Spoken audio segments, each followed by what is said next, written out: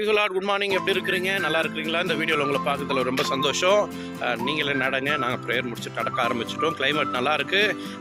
நடங்க, நலம் பெறுவோம். இந்த வீடியோவை ஆரம்பித்து கிட்டத்தட்ட 2 மாதமாக போகிறோம். 42வது வீடியோன்னு நினைக்கிறேன் இது. இந்த வீடியோ ஆரம்பிக்கும் போது ஒரு 8 பேர் தான் சப்ஸ்கிரைப் பண்ணியிருந்தாங்க.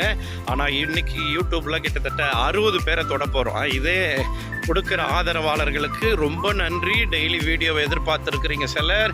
உங்களெல்லாம் மனசார உங்களுக்கு தேங்க்ஸ் சொல்கிறேன். God bless you. இன்னைக்கு எதை பற்றி பேசலான்னு அப்படின்னு நினைக்கும்போது, நீங்கள் அனுமதிக்காமல் உங்களை யாருமே காயப்படுத்தவே முடியாது.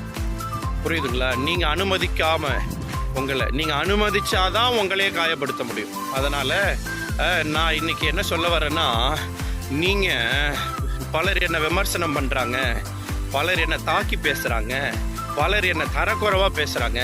காதில் கேட்டுட்டு சிலதை விட்டுருங்க. சிலர் பாருங்களேன், பரீட்சையில் ஃபெயில் ஆகிட்டேன், தோற்று போயிட்டேன், கையெல்லாம் கீறிக்குவாங்க. அப்படியே கீறி பிளேடு போட்டு கீறி வச்சுருப்போம். ஏன் காரணம் அதெல்லாம்னா, இதெல்லாம் தான் தோல்வியை வெளிப்படுத்துறதுக்காக அவங்களே காயப்படுத்தும். நீங்கள் அனுமதிச்சா மட்டும்தானே அது நடக்க போகுது. தோல்வியை பார்க்காதீங்க.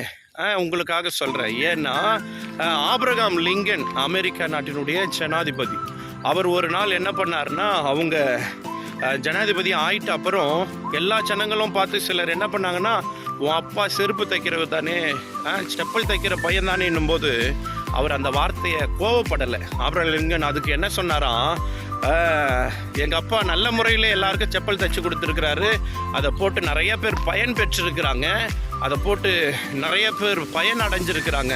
ஆனாலும் அதில் ஏதாவது பயன் இல்லாமல் பழுதாக இருந்துச்சுன்னா என்கிட்ட சொல்லுங்கள், அதை நான் மறுபடியும் உங்களுக்கு நான் பழுது பார்த்து தரேன்னு ஆபிரகாம் லிங்கன் அந்த ஜனங்களை பார்த்து சொன்னார்.